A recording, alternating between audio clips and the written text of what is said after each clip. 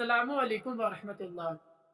हमने पिछली वीडियो में नमाज के ताल्लुक से गुफ्तगू की थी और हमने जाना था कि नमाज के शुरू करने से पहले 6 बातें शर्त हैं और उन 6 शर्तों में से पहली शर्त तहारत है, यानी नमाजी का बदन जो है, नमाजी का बदन हदस असगर और हदस अकबर से पाक होना है।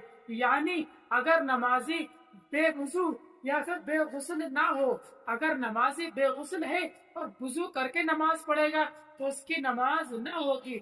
इसी तरह से अगर नमाजी बेवुजू है, यानी गुस्ल तो कर लिया लेकिन वुजू नहीं किया और नमाज पढ़ने लगा तो उसकी नमाज नहीं होगी। इसी तरह से नमाजी का बदन नजासत गलीजा व खफीफा से पाक होना। निजासत गलीजा जो है वो दिरहम के बराबर आती है और निजासत गलीजा जो है वो दिरहम के बराबर आती है और निजासत जो खफीफा है वो चौथाई हिस्से के बराबर आती है।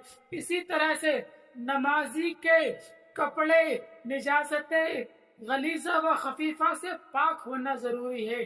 अगर आपके कपड़े या बदन पर निजासत लगी हुई है और आप नमाज पढ़ते हैं तो आपकी नमाज ना होगी।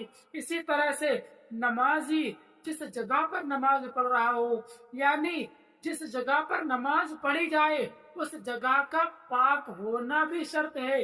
अगर किसी इंसान ने नापाक जगह पर नमाज पढ़ी तो उसकी नमाज ना होगी। अब जगह पाक होने से मुराद ये है कि जो उज़्व, जो आज़ा, यानी जो चीजें सजदा करते वक्त तुम्हारी जमीन पर टिकती हैं उन जगहों का पाक होना शर्त है।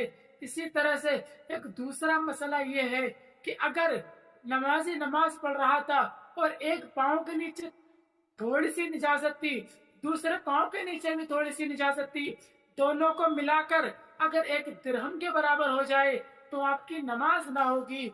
इसी तरह से नमाजों के मसाइल सीखने के लिए हमारी वीडियो से जुड़े, हमारे